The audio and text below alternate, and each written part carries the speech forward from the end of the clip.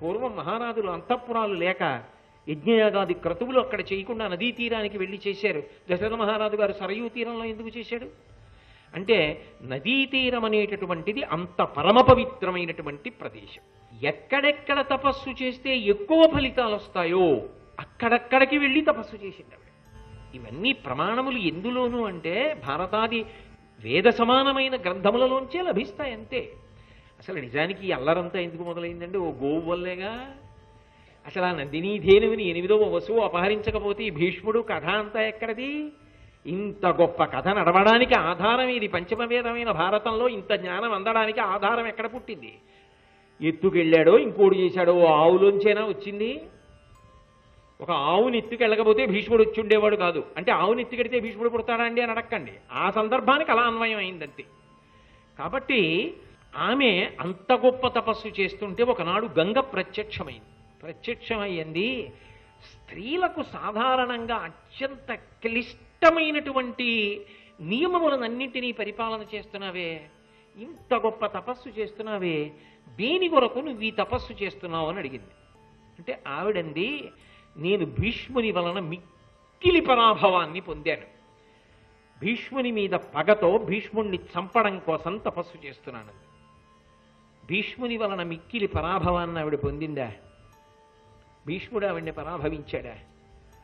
ఆవిడ సాళ్వుణ్ణి నేను వివాహం చేసుకుందాం అనుకుంటున్నాను, నా మనసు ఆయనకి ఇచ్చాను అని చెప్పగానే విప్రులకు పుణ్యాంగనలకు ఇచ్చి వెంటనే పల్లకీలో ఆవిడ్ని సాళ్వుడి దగ్గరికి పంపించాడు. ఆ తర్వాత మళ్ళీ ఆయన ఎప్పుడు మాట్లాడాల. ఆవిడ్ని మిక్కిలి పరాభవించింది. ఎప్పుడు పరాభవించాడు?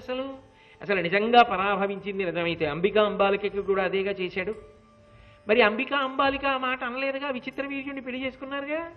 మరి ఈవిడ ఒక్కతేగా నేను ఆయన్ని పెళ్లి చేసుకుంటానని అక్కడికి పంపించేశాడు. అక్కడతో సరిపోయింది. చేసుకోకపోతే వాడి తప్పు, చెప్పకపోవడం నాన్న తప్పు, రథమెక్కినా చెప్పకపోవడం ఈవిడి తప్పు, యుద్ధం చేసినా చెప్పకపోవడం సాల్వుడి తప్పు, మధ్యలో భీష్ముడి తప్పు ఏమిటి? మిక్కిలి పరాభవం చేశాడని భారతంలో లేదు. అంటే ఆమెకి మనసులో కక్ష ఉంది కాబట్టి ఆ పేరెత్తేటప్పటికి ఏమైనా మాట్లాడదు. అంటే పగ మనసులోకి ప్రవేశించకూడదు. కానీ పగ మనసులోకి ప్రవేశిస్తే ఎంతటి ధర్మచారిత్రం ఉన్న వాళ్ళ మీదైనా ఎంత అభాండం వేసి ఎంత వక్రదృష్టితో ఆవిష్కరించడానికైనా సిద్ధపడిపోతారు. అంబ జీవితం చెప్పట్లా, ఎక్కడో ఉండవు, అన్నిటికీ నిదర్శనాలు పురాణాల్లోనే ఉంటాయి. కాబట్టి గంగ అంది, నీది వక్రమైన చారిత్రము. ఆవిడికి తెలియదు ఏం జరిగిందో. తన కొడుకేగా భీష్ముడు, ఏం జరిగిందో తెలియందా? పరశురాముడితో యుద్ధం ఎందుకు జరిగిందో తెలియదా? తాను ఎన్ని మాటలు రాయబారానికి వెళ్ళింది? యుద్ధానికి ముందు వెళ్ళింది, యుద్ధం జరుగుతుండగా వెళ్ళిందా? బ్రహ్మాస్త్ర ప్రయోగం జరిగిన తర్వాత ఏం జరిగిందో తెలుసుకోలేని అమాయకురాలా ఆమె అంది, నువ్వు నిష్కారణంగా భీష్ముడి మీద పగబెంచుకుని తపస్సు చేస్తున్నావు ఆయన్ని చంపుతానని. నీకు సాధ్యం కాదు, నువ్వు చంపలేవు. సరిగదా, నువ్వు ఇంత తపస్సు చేసేసావు కాబట్టి నీ శరీరము నీరైపోతుంది. ఇంచుమించు శాపవాక్యే. ఇంకా ముందుకి తపస్సు చేస్తే కదా నీ కోరిక తీరడం. అందుకని శరీరం ఉండదు, నీరైపోయి నదిగా మారిపోతుంది. మరి ఇంత పవిత్రమైన శరీరం, ఇంత తపస్సు చేసిన శరీరం ఏమైపోవాలి? నీరైపోయి ఓ బ్రతకుంటగానా అలాగా ఉండిపోతే అలా? అది నది అయితే దాని తేజస్సు దానికి ఉంటుంది. అందుకని నదీ రూపంగా ప్రవహిస్తాం. అప్పటికి మధ్యమండలంలో ఉంది అంబ. ఆమె శరీరం నీరై ప్రవహించడం మొదలుపెట్టింది. కానీ ఆమె ఒక పక్క శరీరం నీరై ప్రవహిస్తుంటే మిగిలిన శరీరంతో తపస్సు చేసి గంగ శాపాన్ని దాటి సగం శరీరాన్ని నిలబెట్టుకుంది నీరవ్వకుండా. ఎందుకు అంటే భీష్ముణ్ణి చంపాలన్న కోరిక తీరాలి, భగవద్దర్శనమై వరం పొందాలి. ఈ పగ సాధన కింద మారిపోయి ఉంటే అసలు అంబ జీవితం ఎంత పుణ్యప్రదమైపోయి ఉంటుండేదో, ఎంతమందికి ఆదర్శం అయిపోయి ఉంటుండేదో. అసలు ఇలా ఎవరైనా సాధన చేయగలరా అనిపించేది. కానీ ఆవిడ చేసిందంతా అంత పగతో చేసింది. సగం శరీరాన్ని మిగుల్చుకుంది. ఎలా అంటే గంగ శాపాన్ని కూడా అతిక్రమించి నిలబెట్టుకుంది. అంత తపస్సు చేసి సగం శరీరాన్ని నిలబెట్టుకుని ఆ సగం శరీరంతో తపస్సు చేస్తే భగవంతుడికి కూడా నియమాలు ఉంటాయి. అంత ఘోర తపస్సు చేసిన తరువాత ఏ కోరిక కోరుతారన్నది వదిలిపెట్టండి, ప్రత్యక్షమై తీరవలసిందే. అందుకే శంకర భగవానుడు ప్రత్యక్షమయ్యాడు. ఏమి నీ కోరిక అని అడిగాడు. నేను భీష్ముణ్ణి చంపేయాలి, యుద్ధంలో భీష్ముణ్ణి చంపాలి, నాకు ఆ వరం ఇమ్మంది. ఆయన అన్నాడు నవ్వి, భీష్ముణ్ణి నువ్వు ఈ జన్మలో చంపలేవు, సాధ్యం కాదు. ఈ మేను విడిచి నీ వేగిన ఎప్పుడు ద్రుపద భూ విభునకు తొల్త పుత్రివై పుట్టి పిదప పుత్రాకృతిగాంచి శిఖండి నామమున ఉద్దండ బాహుబలమున కోదండ పాండిత్యమును పటు శౌర్యంబునొప్ప ప్రశస్తికెక్కి అని చంపగలదానవాతని నా మాట తప్ప దూరడుమని చెప్పి హరుడు సనియే ఆ ప్రొద్దు సమిధలు చాలా కూడవేయిచి అనలంబు కూర్చి అవినత క్రోధ దీప్త మూర్తియే భీష్ము వధించుదానననుచు సొలసొచ్చెమునులకు అద్భుతముగా. ఎప్పుడైతే పరమేశ్వర సాక్షాత్కారమే పొందిందో మునులందరూ పరుగు పరుగున వచ్చారు. అయ్య బాబోయ్, ఒక స్త్రీ గంగశాపాన్ని దాటి శరీరాన్ని నిలబెట్టుకుని తపస్సు చేసి శంకరుణ్ణి ప్రత్యక్షం చేసుకుంది. అంబ ఒక గొప్ప దర్శనీయమూర్తి అయిపోయాడు. అందరూ వచ్చారు.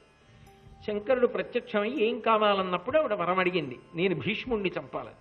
ఆయన అన్నాడు, ఇప్పుడు కుదరదు, ఈ జన్మలో నువ్వు చేయలేవు, కానీ నీకు ఈ జన్మ పూర్తయిపోయిన తర్వాత వచ్చే జన్మలో ద్రుపద మహారాజు గారికి కూతురు వై పుడతావు.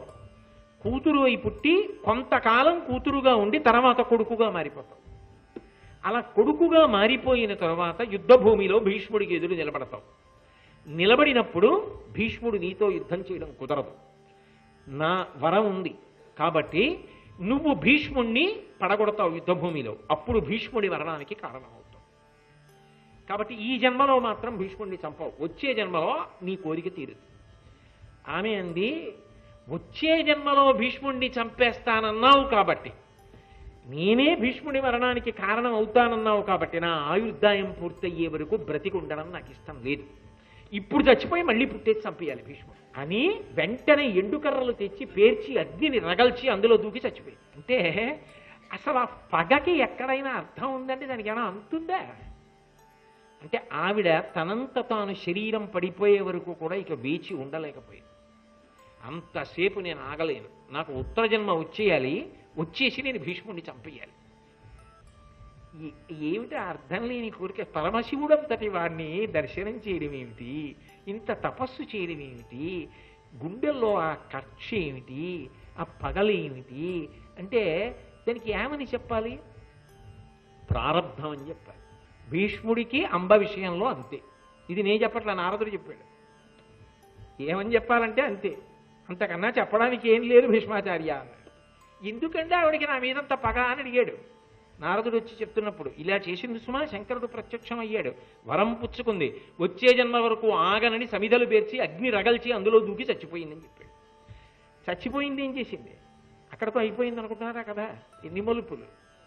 అక్కడ ద్రుపదుడు తన ధర్మపత్ని కోకిలాదేవి, ఆ కోకిలాదేవికి ద్రుపదుడి వలన సంతానం కలగలేదు. ఎవరికైనా తల్లి కావాలని కోరుకుంటుందిగా. నేను తల్లి కాలేదని కోకిలాదేవి బాధపడుతుంటే ద్రుపదుడు శంకరుణ్ణి ఉద్దేశించి తపస్సు చేశాడు. పరమశివుడు ప్రత్యక్షమయ్యాడు. ఏం కావాలన్నాడు? భీష్ముణ్ణి చంపగలిగిన కొడుకు కావాలన్నాడు. ఆయనకెందుకు భీష్ముడి మీద పగ? ద్రుపదుడు ఒక విచిత్రమైన వ్యక్తి. మహాభారతంలో ద్రోణుణ్ణి చంపే కొడుకు కావాలని యజ్ఞం చేశాడు. అర్జునుడికి భార్య అయ్యే కూతురు కావాలని ద్రౌపదీదేవి కోసం యజ్ఞం చేశాడు. భీష్ముణ్ణి చంపే కొడుకు కావాలని శివుడి గురించి తపస్సు చేశాడు. భీష్మద్రోణుల మరణానికి, పాండవులకి ద్రౌపదీదేవి భార్య కావడానికి ఆయనే కారణం. ద్రోణుడికి ఆశ్రయం ఇచ్చింది ఎవరు? భీష్ముడేగా. భీష్ముడు ఆశ్రయం ఇచ్చి ఊరుకున్నాడా? అప్పటి వరకు కొడుక్కి పాలు పట్టడానికి అవకాశం లేని వాడిని పాండవులకి గురువుగా పెట్టాడు. గురువుని చేసి అంతఃపురంలో తనతో సమాన స్థానం ఇచ్చాడు.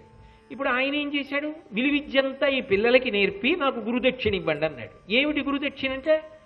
వెళ్ళి అదిగో ద్రుపదుణ్ణి కట్టి తీసుకురండి అన్నాడు. అర్జునుడు వెళ్ళి కట్టి తీసుకొచ్చాడు. ఇదంతా కట్టి తీసుకొచ్చిన వాడు ద్రోణాచార్యుడు కాబట్టి ద్రోణుణ్ణి చంపే కొడుకు కావాలి యజ్ఞం చేశాడు. అసలు భీష్ముడు ఆశ్రయం ఇవ్వకుండా ఉంటే ఈ గొడవ వచ్చేది కాదు. అందుకని భీష్ముడి మీద పగ. ఇప్పుడు కొడుకు కావాలి, బాగుంది అక్కడ వరకు. ఆ కొడుకు అలాంటి వాడు అయి ఉండాలి, భీష్ముడిని చంపేవాడు అయి ఉండాలి. అంటే మనసులో భీష్ముడి మీద ద్వేషభావం. ఆ భీష్ముడిని నేనేం చేయలేదు. తెరమాటు ప్రయత్నాలన్నీ ఎందుకు వస్తాయి? ఎదురుగుండా వచ్చడానికి ఏం లేకపోతే సరుకు. కాబట్టి వెనకాతల ఉండి యుద్ధం చెయ్యాలి. తాను ఎదురుగుండా వచ్చి యుద్ధం చేయలేకపోతున్నాడు. ఇప్పుడు ఎదురుగుండా నిలబడి పడగొట్టగలిగిన కొడుకు పుడితే తాను చెయ్యలేనిది కొడుకు చేస్తే తనకో సంతోషం. అందుకని చెప్పి శంకరుణ్ణి వరం అడిగాడు. నాకు భీష్ముణ్ణి చంపే కొడుకుని కటాక్షించమన్నాడు. ఆయన అన్నాడు, కూతురై పుట్టి పదపడి కొడుకుతనముగాంచి భీష్ముని ఆజిరంగమున చంపు అట్టి ఉజ్వలాపత్యంబు పుట్టు నీకు తప్పదిది అని రుద్రుండు చెప్పిచనియే. ద్రుపద మహారాజా, నీకో కూతురు పుడుతుంది, కంగారు పడకు. ఇదేమిటి, నేను భీష్ముణ్ణి చంపే కొడుకుని అడిగితే శంకరుణ్ణి కూతురు పుట్టింది ఏమిటి అని అనుకోకు. ఆ కూతురు తర్వాత కొడుకు అవుతాడు. ఆ కూతురు కొడుకు అయిన తర్వాత వాడు భీష్ముణ్ణి చంపుతాడు. నీకు ఆ వరం ఇస్తున్నాను, బెంగపెట్టుకోకు, నా మాట తప్పదు సుమా, అనుమానపడకు, కూతురు పుట్టి కొడుకు ఎలా అవుతాడని బెంగపెట్టుకోకు అని చెప్పి ఆయన అంతర్ధానం అయిపోయాడు. ద్రుపద మహారాజు గారు అంతఃపురంలో వెళ్ళిపోయాడు. ఇక్కడ అంబ అగ్నిలో ప్రవేశించింది. మరి ద్రుపద మహారాజు గారికి వరం ఉంది కదా, శంకరుడి వరం. అందుకని ఇక్కడ కాలిపోయిన అంబ అక్కడ ద్రుపదుడికి కోకిలాదేవి గర్భంలో కూతురుగా పుట్టింది. శిఖండి అని పేరు పెట్టాడు. అందుకే మాట వినకుండా మొండి పట్టుదలతో పగతో ఉంటే శిఖండిలా దొరికింది ఏమిట్రా అంటుంటారు. శిఖండి అన్న పేరుతో పుట్టింది. ద్రుపదుడు కోకిలాదేవి రహస్యంగా సమాలోచన చేశారు. ఈ పిల్ల కాదు, పిల్లవాడు కదా, శంకరుడు వరం ఇచ్చాడు కదా, ఆడపిల్లగా పుట్టి మగపిల్లవాడు అయిపోతాడని చెప్పారు కదా. ఇప్పుడు కొన్నాళ్ళు ఆడపిల్ల అని చెప్పి, లేదు మా అమ్మాయి కాదు అబ్బాయి అయిపోయాడంటే అందరు అడుగుతారు, ఇదేంటి అమ్మాయిగా పుట్టి అబ్బాయి ఎందుకు అయ్యాడని చెప్తారు. భీష్ముడిని చంపడం కోసం వరం అడిగితే ఇలా ఇచ్చాడని చెప్తే కొంచెం అందరూ అదేమిటి భీష్ముడిని చంపడం కోసం వరం అడగడం ఏమిటి, అంతటి ధర్మాత్ముడు, అంతటి జ్ఞాని, అంతటి మహానుభావుడు చీ ద్రుపదుడు అంటారు. అందుకని ఎవరికి తెలియకూడదు. అందుకని ఆయన ఏం చేశాడంటే, నాకు పుట్టింది కొడుకే అని చెప్పేశాడు. ఎవరికి తెలిసి వస్తుంది కనుక అంతఃపురంలోకి వెళ్ళి ఎవడో చూసొచ్చాడు, నాకు కొడుకు పుట్టాడని చెప్పాడు. కొడుకు పుట్టాడని చెప్పి కొడుకులాగే వస్త్రాలంకారం చేశాడు, కొడుకులాగే కేశపాశం, కొడుకులాగే పెంచి పెద్ద చేశాడు.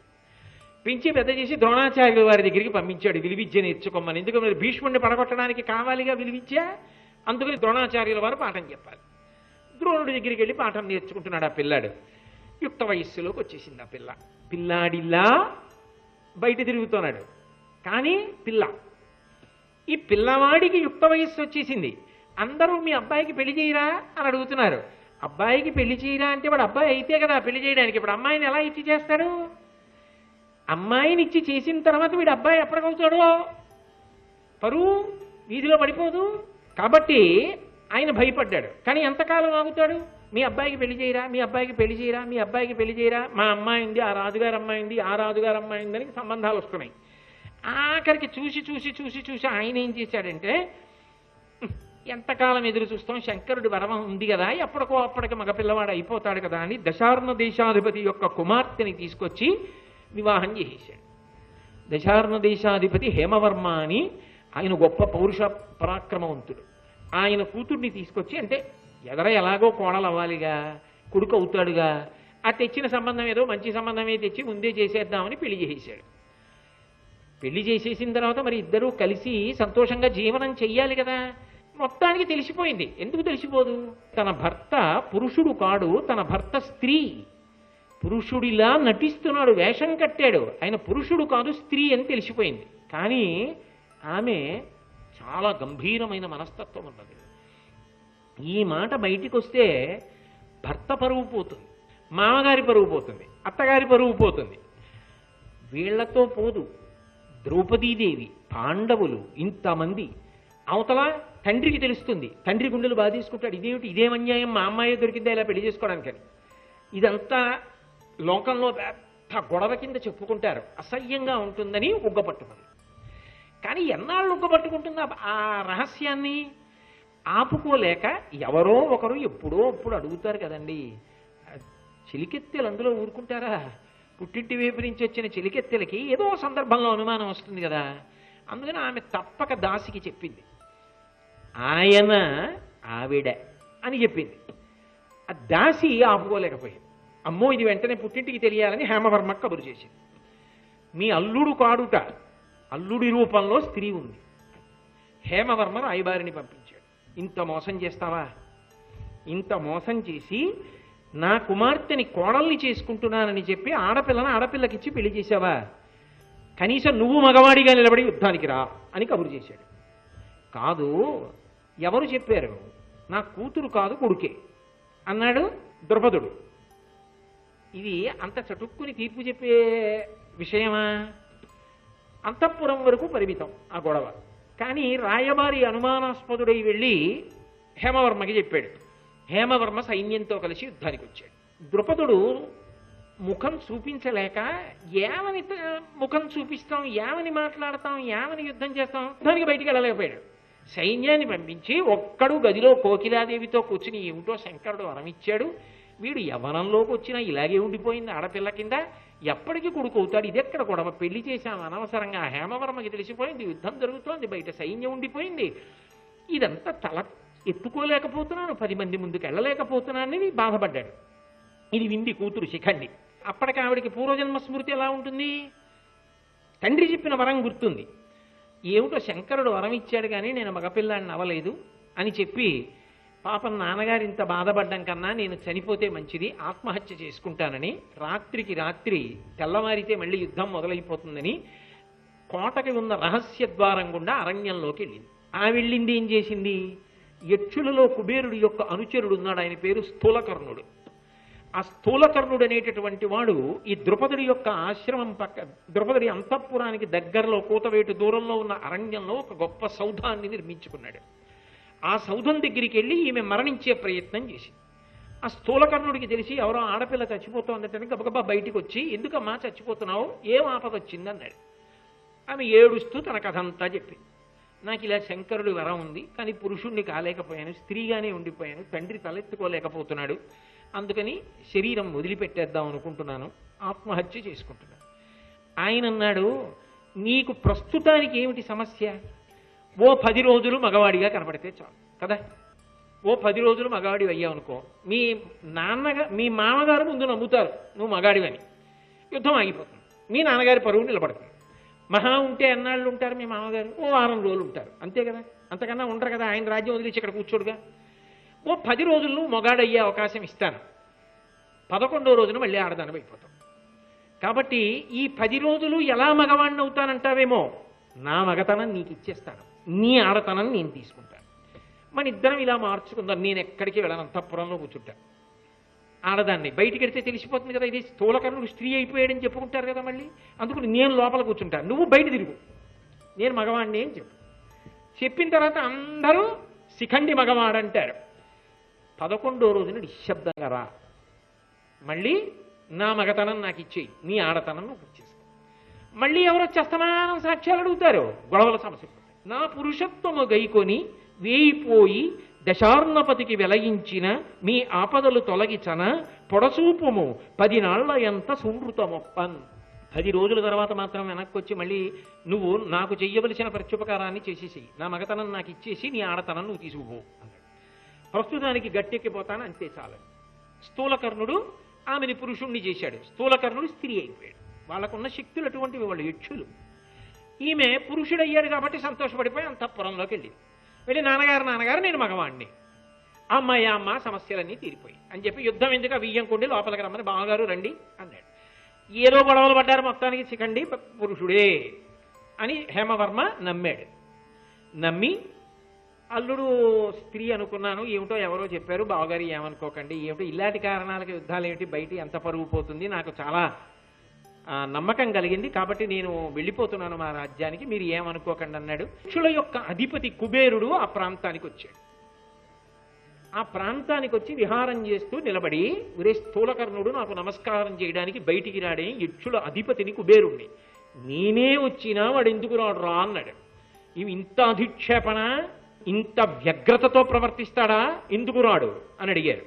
అయినా రాడే, ఎందుకు రాడని ఆశ్చర్యపోయి కుబేరుడి దగ్గర ఉన్నటువంటి కొంతమంది భటులు అంతఃపురంలోకి వెళ్ళారు. ఆయన సిగ్గుపడుతూ అన్నాడు, ఏమనుకోకండి, నేను ఆడదాన్ని అయిపోయాను, నేను ఇప్పుడు కుబేరుడి దగ్గరికి వచ్చి ఆడదానిగా నిలబడితే ఇలా ఏమిట్రా, ఇలా ఎట్టి ఉపకారాలు ఏమిట్రా అని కుబేరుడు నింద చేస్తాడేమో అని భయపడి నేను రావట్లేదన్నాడు. అసలు ఆడదైపోవడం ఏమిట్రా, రమ్మనవండి అన్నారు కుబేరుడు. అంటే స్థూలకర్ణుడు సిగ్గుపడుతూ వచ్చి నిలబడి, అయ్యా ఏమనుకోకండి అని మాట కూడా పోనీ చెప్పలేదు, చెప్పకుండా ఏం చెప్తే ఏమవుతుందో అని ఏమీ చెప్పకుండా సిగ్గుపడి తలంచుకుని నించున్నాడు. కుబేరుడికి చూసి ఒళ్ళు మండింది. ఏమిటి యక్షుడేమిటి, పురుషుడేమిటి, వీడి స్త్రీ అయిపోవడం ఏమిటి, మాట్లాడేమిటి, బయటికి రాడేమిటి, ఈ అంతఃపురం వీడి వల్ల ఇంకా యక్షజాతి గౌరవం ఏం నిలబడుతుంది అని, ఇప్పుడు నువ్వు ఎందుకు చేశావో నాకు తెలియదు, ఎందుకు ఆడదాని అయ్యావో నాకు తెలియదు, కానీ నువ్వు శాశ్వతముగా ఆడదానిగా ఉండిపో అన్నాడు. అనగానే ఆయన బేరపడ్డాడు. అని పక్క వాళ్ళని చెప్పండిరా బాబు సార్ అన్నాడు. అనగానే వాళ్ళందరూ చెప్పారు, అయ్యా ఇక్కడికి వచ్చి ఒక ఆడది ఆత్మహత్య చేసుకుంటూ ఉంటే ఉపకారం చేయబోయాడు పాపం, 10 రోజులు మగతనం ఒప్పించాడు, 11వ రోజున మళ్ళీ యక్షుడైపోతాడు, మగవాడైపోతాడు, చటుక్కుని మీరు ఇలాగే ఉండిపో అన్నారు. ఇప్పుడు ఎలా మీ శాపం అడ్డొచ్చింది అన్నారు. అంటే కుబేరుడు ఆలోచించి, వీడు ముందు మాట్లాడద్దురా, మరి వీరేం శంకరుడి యొక్క వరం పనిచేస్తోంది అక్కడ, వీడు ఏమీ మాట్లాడకుండా నించుంటే నాకు చీకాకు వచ్చింది, శాపం ఇచ్చాను, వీడు మాట్లాడద్దు ముందే, చిన్న సవరణ చేస్తాను, శిఖండి బ్రతికున్నంత కాలం వీడు ఆడదే, శిఖండి మరణించగానే వీడు మళ్ళీ పురుషుడు అవుతాడు అన్నాడు. 11వ రోజున శిఖండి వచ్చాడు. వచ్చి, అయ్యా సమస్యలన్నీ పరిష్కారం అయిపోయి చాలా కృతజ్ఞతలు, నా పురుషత్వాన్ని మీరు తీసుకుని మళ్ళీ నా స్త్రీత్వాన్ని నాకు ఇచ్చేసేయండి అన్నాడు. నువ్వు పాపం చాలా చెప్పిన మాట ప్రకారం వచ్చేసావు, కానీ నాకే శాపం వచ్చేసిందిరా, నువ్వు బ్రతికున్నంత కాలం నేను స్త్రీని, కాబట్టి వెళ్ళిపోయి నువ్వు ఎప్పుడో అప్పుడు చచ్చిపోతావుగా, చచ్చిపోయాక నేను మగాడిని అవుతాను పో అన్నాడు. నీ అదృష్టం అలా కలిసి వచ్చింది, నిన్నెందుకు నిందించడం, వెళ్ళిపోమన్నాడు. అంటే ఈ శిఖండి బయలుదేరి అంతఃపురానికి వచ్చాడు. ఇది కర్ణాకర్ణిగా అందరికీ తెలిసిపోయింది. ఇది శంకరుడి వరం. శిఖండి కేవలం భీష్మవరణానికే ఆడదై పుట్టి మగవాడైంది. ఇప్పుడు ఇది తెలిసి ద్రుపదుడు యుద్ధంలో భీష్మాచార్యుల వారి ముందు నిలబడినప్పుడు బాణప్రయోగం చెయ్యాలి కదా, కాబట్టి గొప్ప అస్త్రబలం ఉండాలి, శస్త్రబలం ఉండాలి. కాబట్టి నువ్వు వెళ్ళి ద్రోణాచార్యుల వారి దగ్గర బాగా విలువిద్య నేర్చుకోమని పంపించాడు. భీష్ముణ్ణి చంపడానికి పుట్టాడని తెలిసి ద్రోణుడు పాఠం చెప్పాడు, భీష్ముడు వద్దని చెప్పలేదు. అది వాళ్ళ ధర్మ నిరతి. వాడు క్షత్రియుడు, ద్రుపదుడి కొడుకు, వాడు అర్హుడు విలువిద్య నేర్చుకోవడానికి. నేనెందుకు కాదనాలి, భీష్ముడు అడ్డగించాలి. ద్రోణుడు భీష్ముడిని చంపడానికి నీకు నేను పాఠం చెప్పనా అని చెప్పకుండా ఉండవా, భీష్ముణ్ణి చంపడానికి పుట్టిన శిఖండికి పాఠం చెప్పాడు, తనని చంపడానికి పుట్టిన దృష్టజుమ్నుడికి పాఠం చెప్పాడు. అది ఆ గురుస్థానాల యొక్క గౌరవం. గురువుని పిలిపించుకోవడం అంటే అదిగో అంత సమర్థత ఉండాలి. వాళ్ళు గురువులంటే మహానుభావులు. అంత త్యాగనిరతితో అలా నిలబడ్డాడు ద్రోణుడు, అలా నిలబడ్డాడు భీష్మాచార్యుడు అని చెప్పి భీష్ముడు ఒక నియమం చెప్పాడు. యుద్ధభూమిలో స్త్రీ పేరు పెట్టుకున్న పురుషుడైన, స్త్రీగా పుట్టి పురుషుడుగా మారినవాడైన నాకు ఎదురుగుండా వచ్చి నిలబడితే అటువంటి వాడితో నేను యుద్ధం చెయ్యను. నేను యుద్ధం చెయ్యను కాబట్టి అవతలవాడు బాణప్రయోగం చేస్తే నా శరీరం పడిపోయినా కూడా నేను దాని గురించి విచారించాను. కాబట్టి శిఖండి కానీ యుద్ధానికి వచ్చి నా ఎదురుగుండా నిలబడితే శిఖండి వేసిన బాణాలు నాకు పువ్వులు తగిలినట్టు తగులుతాయి, వాడి బుర్రవాడు నన్నేం చంపుతాడు, వాడు చంపలేడు. కానీ శిఖండిని ముందు పెట్టి అర్జునుడు వెనక నుండి బాణప్రయోగం చేస్తే అవి పిడుగులు. ఆనాడు నేను రథం నుంచి డుళ్ళి కింద పడిపోతాను. అప్పుడు నన్ను ఇక శరీరము విడిచిపెట్టిన వాడి కిందే లెక్క. అంటే మరి అపశయ్య మీద పడిపోయాడుగా, స్వచ్ఛంద మరణం, తనంత తాను వదిలిపెట్టేయాలి. కాబట్టి శిఖండి నా మరణమునకు కారణము. అంబక పగపట్టి ఇటువంటి గొప్ప తపస్సు చేసి ఈ స్థితిని పొంది ఇటువంటి వరాన్ని పొందింది అని చెప్పుకుని శిఖండి తన మరణం కోసమే అంబ ఇంత పగపట్టిందని తెలిసినా మహానుభావుడు మాత్రం ఎన్నడూ శిఖండిని ఏమీ అనకుండా యుద్ధభూమిలో శిఖండిని అడ్డుపెట్టి అర్జునుడిని బాణప్రయోగం చెయ్యమనండి అని చెప్పుకున్నవాడు భీష్ముడు. తాత ఎలా మరణిస్తావని అడిగింది. అంతటి మహాధర్మాత్ముడు. నిష్కారణంగా పగపట్టిన ఒక స్త్రీ కథ ఎన్ని మలుపులో తిరిగిపోతే చిట్ట చివరికి ఆమె శిఖండిగా మారి భీష్ముణ్ణి చంపడంలో కృతకృత్యురాలయ్యింది. ఈ విధంగా అంబ యొక్క ఉపాఖ్యానం పూర్తయింది. మహానుభావుడు చిత్రాంగదుడు మరణించాడు. విచిత్ర వీర్యుడు అంబికని అంబాలికని వివాహం చేసుకున్నప్పటికీ కూడా సంతానాన్ని పొందకుండానే తనువు చాలించాడు. తదనంతరం దేవరన్యాయంతో వ్యాసుల వారి వలన ఈ అంబిక అంబాలిక ఇద్దరు ధృతరాష్ట్రుణ్ణి పాండురాజుని కన్నారు. ఆ ధృతరాష్ట్రుడు పాండురాజు ఇద్దరు పెద్దవాళ్ళు అవుతున్నారు. భీష్ముడు ఆ వంశ సంరక్షకుడుగా ఎంతో సంతోషాన్ని పొందాడు. కానీ ఇంతలో మళ్ళీ ఒక పిడుగుపాటు సంభవించింది. వేట కోసం వెళ్ళినటువంటి పాండురాజు కిందమముని యొక్క శాప కారణంగా మాద్రియందు అనురక్తిని పొంది మరణించాడు. మరణిస్తే ఆ మాద్రి పాండురాజుతో పాటుగా సహగమనం చేసింది. దేవతల యొక్క అనుగ్రహ విశేషం చేత ఆనాడు ఉన్న న్యాయంతో 5 కుమారుల్ని పాండురాజు పొందాడు. వాళ్లే ధర్మరాజు, భీముడు, అర్జునుడు, నకులుడు, సహదేవుడు. శతశృంగ పర్వతం మీద ఉన్నటువంటి కుంతీదేవి ఈ పిల్లల్ని ఎలా పెంచాలి అని ఆలోచించి వీళ్ళకి రాజ్యాధికారం నిలబడాలి అంటే అక్కడ భీష్ముని వంటి ధర్మాత్ములు ఉన్నారు కనుక నేను ఈ పిల్లల్ని తీసుకుని హస్తినాపురానికే వెళ్ళిపోతానని మునులను తోడు తీసుకుని హస్తినాపురానికి వచ్చింది. మహానుభావుడు భీష్ముడు ఎదురొచ్చి ఆ పిల్లలకి స్వాగతం పలికి, కుంతికి స్వాగతం పలికి ఎంతో ప్రేమతో వాళ్ళని పెంచి పెద్ద చేస్తూ వచ్చాడు. దుర్యోధనుణ్ణి ఎంత ప్రేమగా ఎత్తుకున్నాడో ధర్మరాజుని అంత ప్రేమగా ఎత్తుకున్నాడు. తన కళ్ళ ముందు వంశం పెరుగుతుంది అనుకుంటే ఇన్ని వైక్లభ్యాలు ఏర్పడుతున్నా తట్టుకుని ధర్మం కోసమే నిలబడి ఆ వంశ సంరక్షణం చేస్తూ జీవితాన్ని అంత త్యాగమయంగా గడిపిన మహాపురుషుడు భీష్మాచార్యుడు. శ్రీ ఉమామహేశ్వర పరబ్రహ్మార్పణమస్తు. స్వస్తి.